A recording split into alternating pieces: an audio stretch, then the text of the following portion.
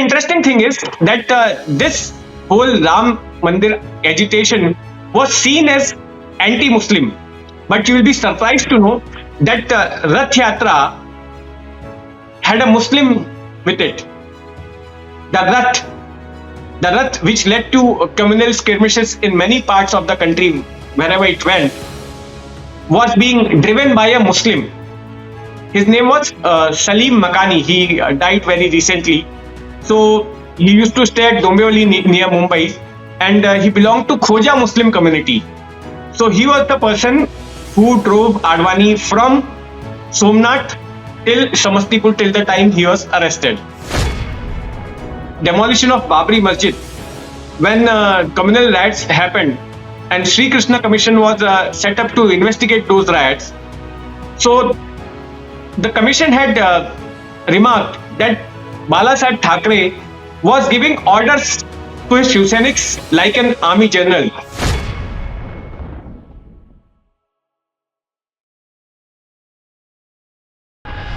Dear viewers, this is Shashank and you're watching HW News English. Today, the consecration of the Ram temple in Ayodhya was concluded. Prime Minister Narendra Modi along with RSS chief Mohan Bhagwat performed the rituals. A journey of 500 long years came to a conclusion. Today, let's discuss some anecdotes. Let's recount some anecdotes from the Ram Janmabhoomi movement, how things changed in the last 30 years, especially in Mumbai, how politics in Mumbai changed after the Ram Janmabhoomi movement and the Babri Masjid demolition. Today we have with us senior journalist and author of Bombay After Ayodhya, Mr. Jitendra Dixit with us. Thank you very much, sir, for joining in. First of all, it's an honor to speak to you. Sir, you as a journalist, and you have been covering politics, Maharashtra politics, Mumbai politics, crime also, obviously, since I think 25 years now, if I'm not wrong. Yeah, over 25 years. So since then and today, the consecration day, what is your take? See, today is the culmination of the ground movement that BJP started in 1989. It was 1989's Palampur Convention where it was decided by the BJP that they will take up the Ram Mandir issue politically, and for that purpose, in 1990, a Rath Yatra was started, which was led by Lal Krishna Advani, and it was supposed to travel to 10,000 kilometers across India. It had to pass through various states, although it was stopped at Samastipur in Bihar. But wherever it went, there was, wide response from the BJP workers, from the VHP workers, from members of Bajrang Dal. And it is this one movement which had helped BJP grow from 2 Lok Sabha seats to 303 today. So I will say that this day, and it has been not only culmination of BJP's agenda of hindutva, but at the same time it has helped party grow at a very large scale. So that is one thing. Secondly, during all these years, one has seen how the ideology of hindutva has grown stronger. And if you talk specifically about Maharashtra, for the first time in the Maharashtra state, a saffron government came in 1995, the Shiv Sena BJP government, and it was due to the riots which happened after demolition of Babri Masjid on 6th December 1992. So after that, the polarization that happened, that was capitalized by these two saffron parties, and consequently, the momentum which they had gained helped them to garner power in the state of Maharashtra, and that government continued for 4.5 hours. And in later years also, you will see that this Hindutva ideology got strengthened, and again in 2014, thus in the state, BJP, Shiv Sena once again came into the power, and at the central level also, we saw there was Vajpayee government, and then in 2014, again at the central level, we can see Pradhan Mantri Modi coming to the power again in 2019. First, he was appointed at that coveted post in 2014. So this is how Hindutva has played a role in the Maharashtra politics as well as national politics. But if you talk specifically about Maharashtra and Mumbai, which my book is all about, Bombay after Ayodhya. So I'll say that when Babri Masjid was demolished in Ayodhya, so there were repercussions across India, across the state. There were consequences, and there were communist skirmishes at many places. But the most severest of the riots was witnessed in the city of Bombay. The riots happened in Mumbai in two phases. First phase was from 6th December and it continued for a week. The second phase started on 6th January and that also continued for a week. And these two phases of riots were followed by serial blast on 12th March 1993. Now these riots, they have changed Mumbai in many aspects. They have changed the politics of Mumbai, they have changed underworld of Mumbai, they have changed social fabric of Mumbai, they have changed real estate of Mumbai. So in my book, I have encompassed and I have written extensively about how those riots have changed Mumbai and how that event, 6th December's event at Ayodhya, has impacted a city which is around 1500 kilometers away from it. Shashank. Sir, Sudhakar Naik, Congress leader, was the chief minister back then. So, do you think they could have done better to control the law and order situation that had gone out of hand? You know, if they would have studied the history of Mumbai, the communal history of Mumbai, they would have done better. You know, Mumbai, there are two things which I noticed about Mumbai city. One is there has been a history, there has been 100 years old history of Mumbai, of communal clashes in Mumbai. So if you see a period of 1893 to 1993, there have been seven major communal riots, Hindu-Muslim riots in the city of Mumbai. And in some cases, even army was called during the British government, during the colonial rule. And many people died in such riots. And second thing is that Mumbai has been always reactive to global events, especially the Muslim community. So anything happens in other part of the world, Mumbai reacts very sharply to that. We have example of Salman Rushdie's case when his book Satanic Verses was banned. So where did he write the book? He wrote that book in Britain. Okay. And who issued fatwa against him? From Iran. But the riots took place in Mumbai at Muhammad Ali Road. 12 people died. Take the example of that Charlie Hebdo magazine, where which had published a cartoon of the Prophet. So the impact was felt in Mumbai. The riots happened in Mumbai. In Myanmar, the Rohingyas were subjugated. But what happened? At Azad Maidan, we saw those riots. So Mumbai has been always, historically also, if you say, talk about Khilafat movement, if you talk about Khilafat movement, so that issue was of some other country. But it started here in Mumbai from the Baikala area. So Mumbai has been always responsive to the global events, and when this demolition happened at Ayodhya, so we saw those reactions, and combined with the communal character of the city, city saw the worst. Sir, if we're talking about Bombay, if we're talking about Mumbai, then if we are talking about politics, and it will not be fair if we don't talk about the Shiv Sena. Now, there had been a lot of claims by BJP leaders that Shiv Sena did not participate in the movement and during the car seva and the incident which took place, the demolition which took place, there were no Shiv Sainiks. As a journalist, you had been covering. What is your take on this? See, for my book, I pondered over this question as well, and I did some research on this issue as well, and I spoke to few people. See, Shiv Sena claims that their workers were there at the time of demolition. This has been their claim. But the reality is, the groups of Shiv Sainik which left Mumbai to participate in the car seva, they reached very late. When they reached Ayodhya, the demolition of Babri Mosque had already started. One group reached in the afternoon when already the demolition had started, and the other group, led by Manohar Joshi, it reached on the next day. And this I'm saying on the basis of my conversation with Nandu Satam, who is a former mayor and who was leading the first group, which reached on 6th December, which was the first group to reach there, and they reached by a train He said that the train got delayed near Jhansi station where there was a heavy stone pelting on them, and that's why the train got delayed, and they were able to reach Ayodhya only uh, when the masjid demolition got started. And the second group, led by Manohar Joshi, that reached on 7th of December. This is one thing. But there is some truth in Shiv Sena's claim, because there were Shiv Senics from Uttar Pradesh as well. Shiv Sena has its presence in UP, and this presence has been since the early 90s. There was one leader, Pawan Pandey, who later on became MLA from Shiv Sena's ticket.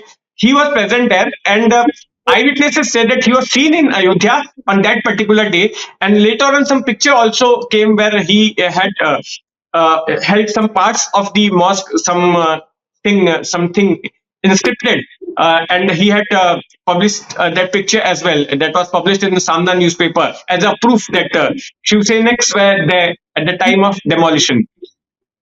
But at the same time, when BJP leader, after immediately after demolition, when most of the BJP leader, they said that we are not responsible. They said, and some of them even apologized for whatever had happened. Like LK Advani said that BJP workers were not there. Then Sundar Singh Bhandari, another BJP leader, he also said that Shiv Senics might have done it. We have not done. So in Hindi, there is a saying, in Mumbai, there is a saying, "Mauke par chauka marna." So when Shiv Sena Supremo Bal Thackeray heard this, that all these BJP leaders, they are absolving themselves from the responsibility of demolishing the mosque. So he claimed, अगर मेरे शिव सैनिकों ने ये मस्जिद गिराई है तो मुझे इस बात का गर्व है. Now he said अगर, but later on a narrative was set that Shiv सैनिकों ने मस्जिद गिराई है. For legal purpose, अगर was used. He, if my Shiv Senics, but for political purpose, that if was, muted. Sir, how much did it benefit politically in Mumbai, Maharashtra? Because we have seen overall political benefit, as you said, do se 200 pe aa gaye, you said. So in Maharashtra, because Maharashtra is known for its secularism, all kinds of people stay here with harmony. So obviously that was changed. A lot of the secular fabric was damaged. But politically, were they successful in converting it into votes? See, I don't agree with you, Shashank. Just I said that if you look at the history of Mumbai or even of Maharashtra, so I will not say, like, I will not generalize that people used to live in harmony. There have been a series of clashes between communities, between Hindus and Muslims, and there have been some cases. There have been some cases where Muslims and even Parsis have clashed. So if you look at the history books, they will give you details of how communally sensitive Mumbai has been or Maharashtra has been.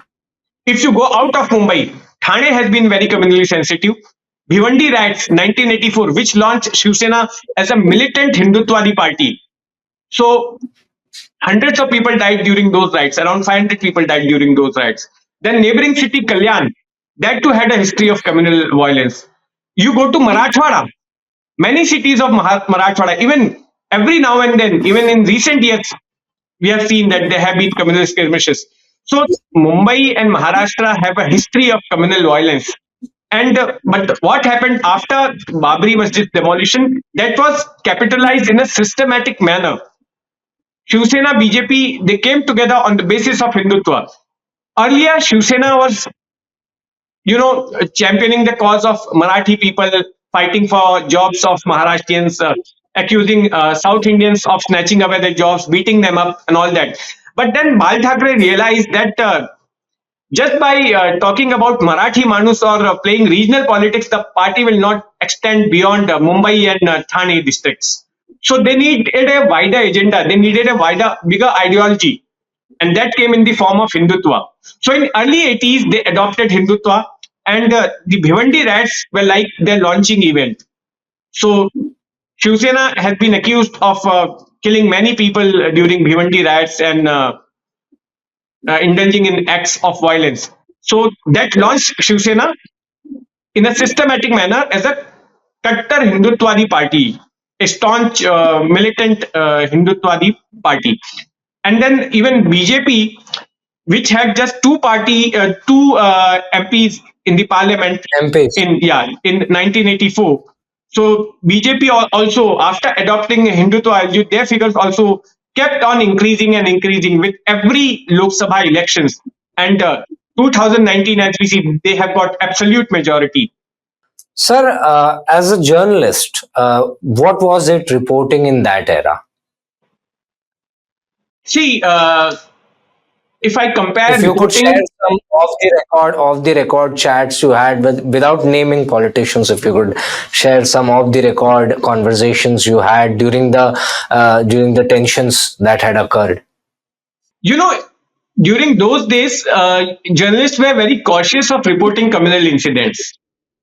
If something communal happened, then reporting was very balanced and great precaution was taken so that the violence doesn't spread much. Their writing should not contribute to the ongoing violence. This was the primary agenda, or you can say that these were the basic ethics that were being followed. But now you see openly all news outlets जैसे कि Hindu group ने मुसलमानों पे हमला किया, मुसलमानों ने हिंदू पर अटैक किया, एंड यहाँ पर एक मुस्लिम का मॉब लिंचिंग हो गया, या यहाँ पर एक हिंदू के साथ में मुस्लिम्स ने अटैक किया.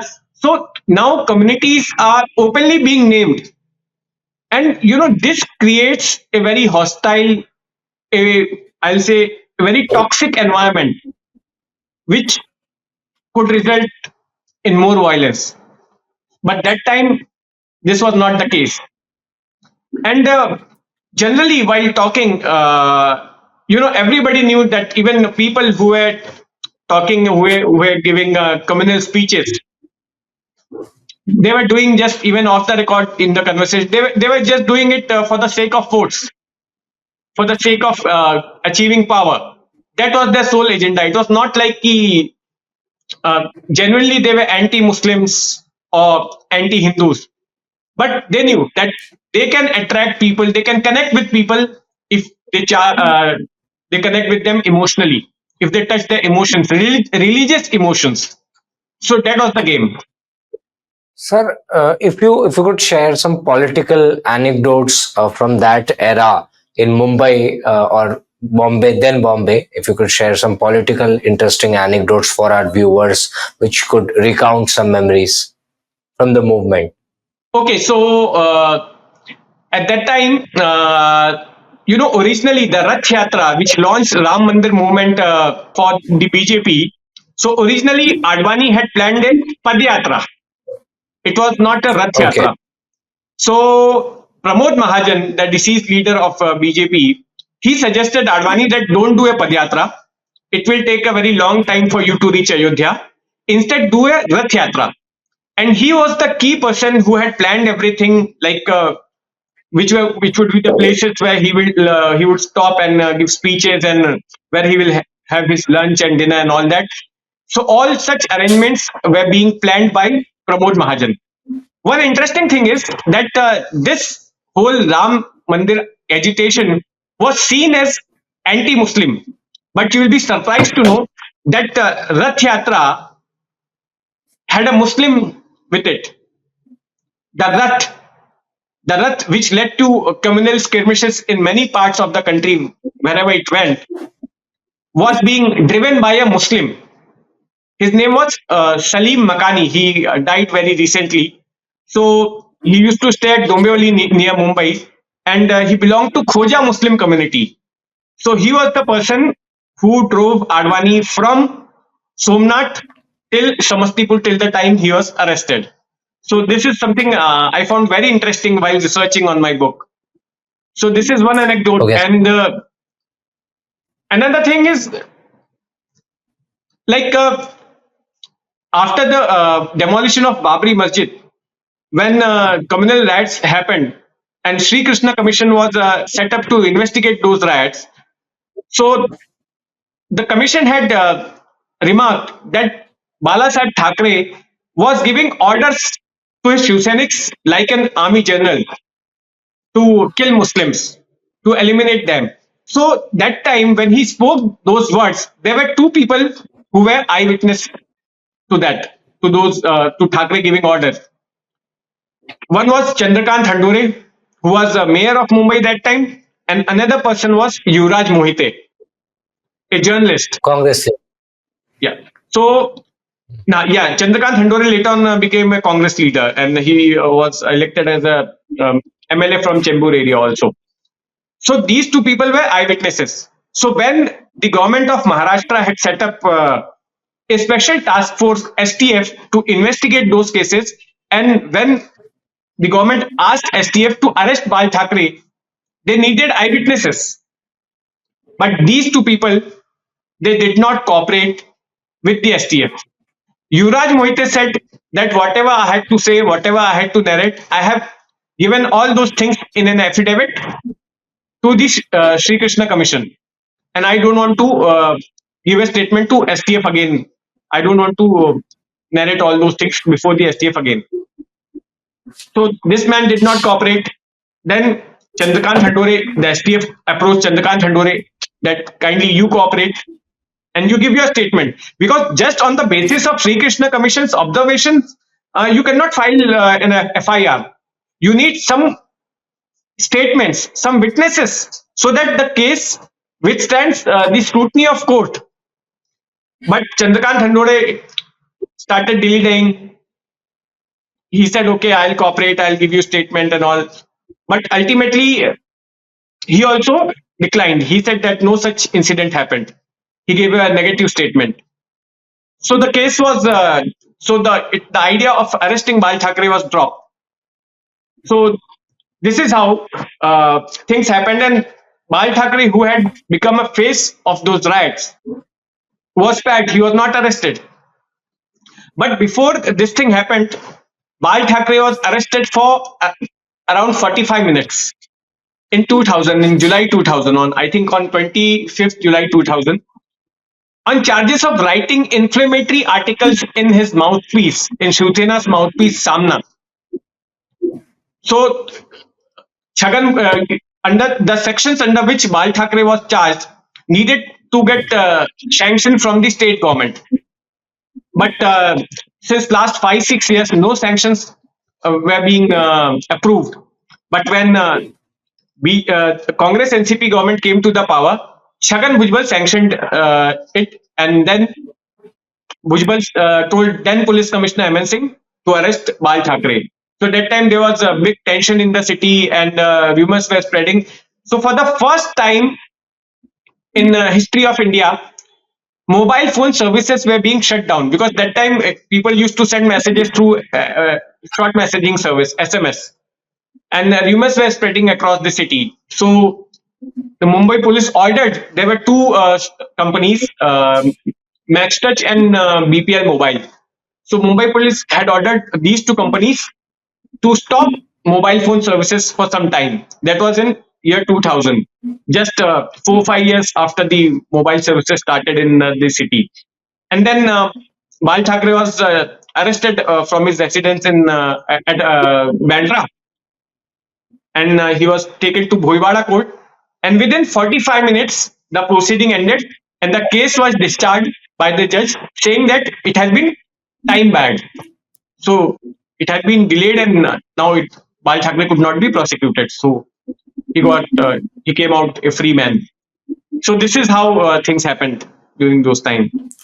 Sir, 48 seats in Maharashtra, Lok Sabha wise, 2024 is also the year of Lok Sabha elections. So, do you think that this Ram temple consecration, which has completed, will benefit BJP in Maharashtra? Can the Modi magic work in Maharashtra? Because, and how much can it work? Because till now, whatever surveys we are seeing is against Mahayuti. It is for Maharashtra Vikas Aghadi, and because of that, also which is being seen that NCP Ajit Pawar faction was taken on board, and even after NCP Ajit Pawar faction coming on board, it is being seen that on ground MVA is still stronger. So do you think that this hindutva card is going to work in Maharashtra, and to what extent? That is the only hope with Mahayuti now in Maharashtra. they have set a target, Mission 45. So they have targeted to achieve 45 seats out of 48. But since, as you have mentioned, that there have been surveys which say that Mahayuti is lagging behind. Its performance is not as per their projection. Its performance will not be as per their projection. So they are heavily relying on Modi's brand, and that is why since June 2022, Modi has been coming to Maharashtra again and again. Since then, he has come to Maharashtra 7 to 8 times, and for inaugurating some projects and addressing rallies. And very recently, he came on 12th January. He inaugurated the Trans Harbour Link. Then he did a road show at Nasik, and even 2 days back, he came to Solapur, where he inaugurated a housing scheme. So yes, they are heavily relying on Modi because they believe that his branding will help. Number two, the issue of Maratha reservation, and on the other hand, OBC community is also getting hostile towards the government because to pacify Marathas, the government has announced that Kunbi Marathas will be getting reservation from the OBC quota, and that's why OBC leaders are now agitating against the government. So these two groups, the Maratha community and the OBCs, they I don't have the percentage offhand, but they constitute a large number of voters, and nobody can afford to be at loggerheads with them. So since these two communities are right now angry or not happy with the incumbent parties, so it is likely that they will rely heavily on Modi, and they will try to capitalize this Ram Mandir issue, try to connect emotionally with people on religious grounds and garner votes. So yes, for sure, this Ram Mandir issue will be big issue even at the state level politics in coming days.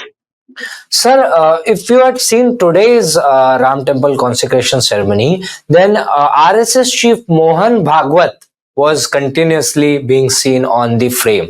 And there were times when Yogi Adityanath was not being seen on the frame, on the television, but RSS chief was constantly there on the TV screen. So now these optics are very important in politics. So how do you see this as? Because my journalistic mind is very curious to know. Exactly. So how I see Mohan Bhagwat sitting along with Modi at the temple is that it conveys that, see, out of different agendas of RSS, one target has been achieved today. That was building up a Ram Ram, temple at Ayodhya at the disputed place. Now, the other targets of RSS, Mathura Kashi Baki hai, that is their slogan. So, Mathura Kashi, then Akhand Bharat, then Uniform Civil Code. So, it conveys that when RSS is, RSS chief is sitting with Modi, it it conveys that now other agendas will be focused upon. That's how I see it. That okay, Ayodhya में राम मंदिर तो बन गया है, अब लेकिन आगे भी आरएसएस की लिस्ट में और क्या क्या है. तो मथुरा में कृष्ण जन्मभूमि का इश्यू है, काशी में ज्ञानव्यापी मस्जिद का इश्यू है, तो अब इन पर फोकस किया जाएगा. यूनिफॉर्म सिविल कोड का इश्यू है, अब उस पर काम शुरू होगा. सो इससे तो मुझे लगता है कि these things are in the list now, in the bucket list of RSS, and now the Sangh Parivar and the BJP will start working on them, and then the big thing, Akhand Bharat, which is seen like impossible in current global scenario कि ऐसा कुछ होगा, but वो भी है तो कम से कम at least election में उसको एक क्या कहते हैं, एक शगुफा तो छोड़ा ही जा सकता है.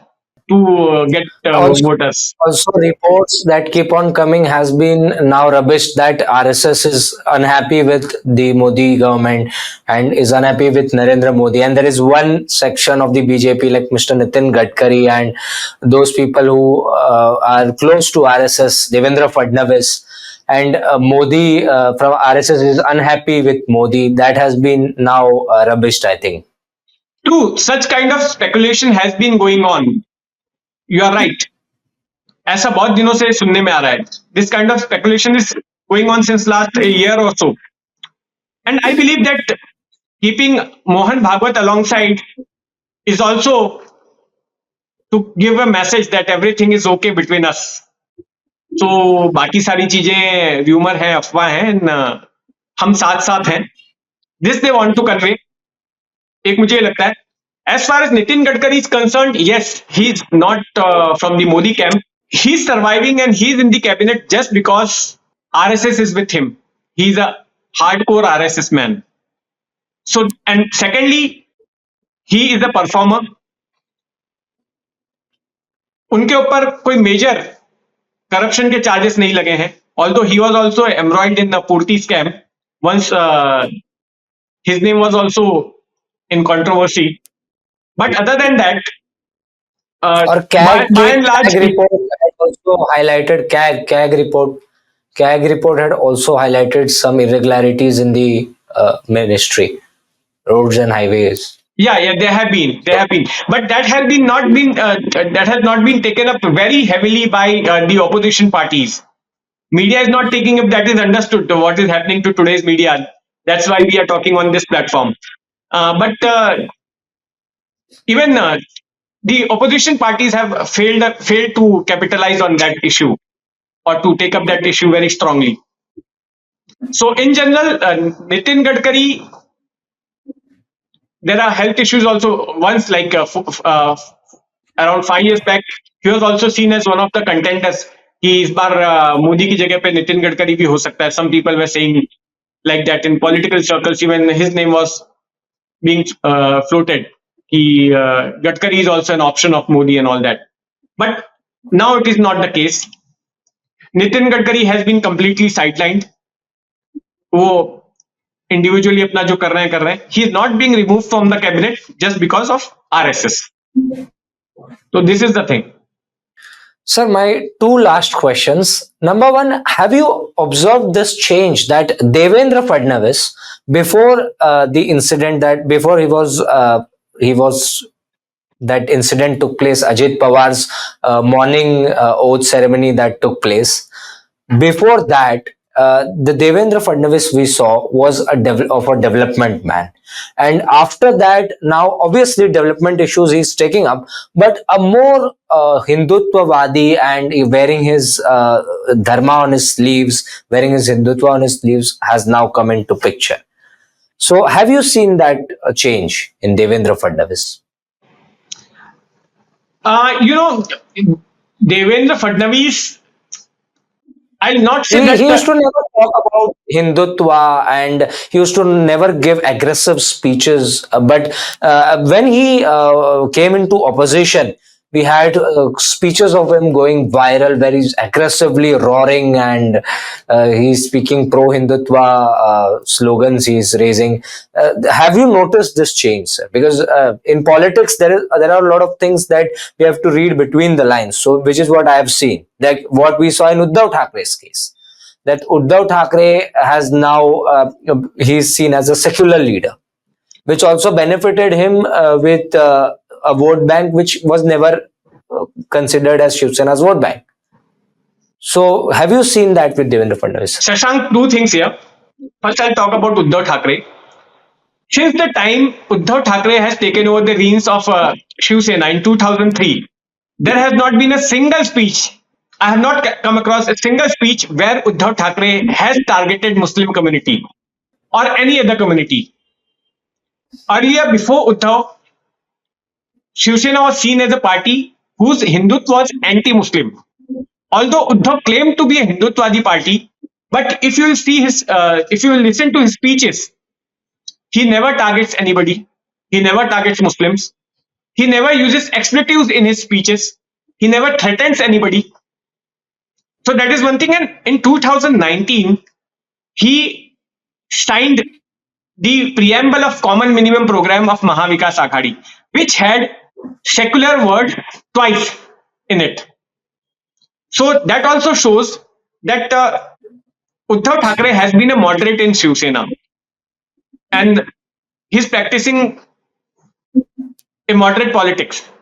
But this has given an opportunity to his detractors to target him. So Shinde, while rebelling against him, one of the reasons he said why he had taken a different route was that Uddhav Thackeray ने हिंदुत्व छोड़ दिया है. He is no longer a Hindutwadi. He has joined hands with parties like Congress and NCP who claim to be secular. That is one thing.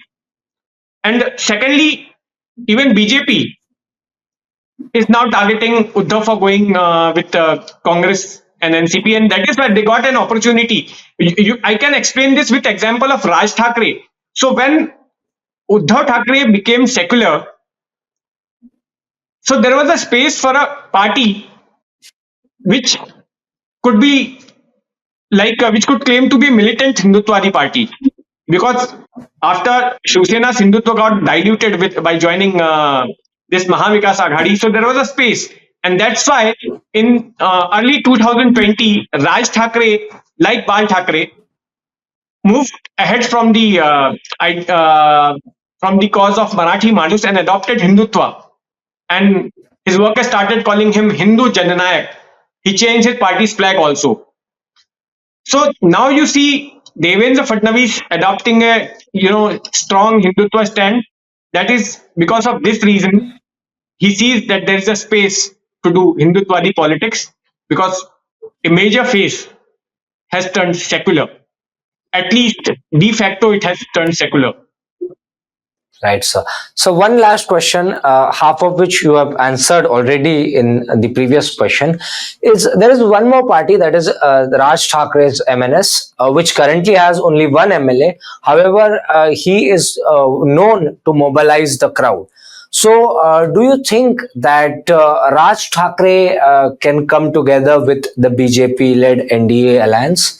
Is there any chances of Raj Thakray's MNS coming, because that can help the BJP, and can that help is my question to you. Can that help the BJP-led NDA government? See, you cannot rule this out because now even Raj Thackeray has adopted Hindutva ideology. Raj Thackeray saw that Marathi ideology worked for him in 2009, the very first election which his party fought, MNS fought. In 2009, he got 13 seats. But that ideology didn't work for him in 2014 and 2019. In both the elections at Vidhan Sabha level, he just got one seats, one in 2014, one in 2019. So after, he introspected, he found that just like Bal Thackeray found that Marathi ideology was not working beyond Mumbai and Thane. So even Raj Thackeray found that this Marathi ideology is not working for him now, and he's not able to get more than one seat in Vidhan Sabha. So after much introspection, he decided to adopt Hindutva. And in 2000, I think in January or 2020, January or February, he adopted Hindutva as his stance and said Hindutva is in my DNA. MVA government was formed. Yeah. Sorry, I'm not able to hear your question. After MVA government was formed. Yeah, after MVA government was formed in 2019. So since Shiv Sena and BJP came together on the basis of Hindutva, so in that manner, even Raj Thackeray could be accommodated by Mahayuti. So let us see how things go on, because now seat sharing process will start soon. And Raj Thackeray has already planned to fight on 14 Lok Sabha seats.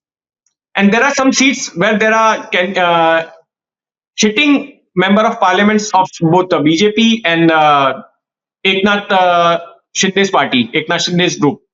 So there could be some negotiations. They will try to make some adjustments so that Raj Thackeray withdraws uh, his candidates from these seats, and some sort of arrangement is likely to happen between these three parties, between Raj Thackeray, Shinde Sena, and BJP.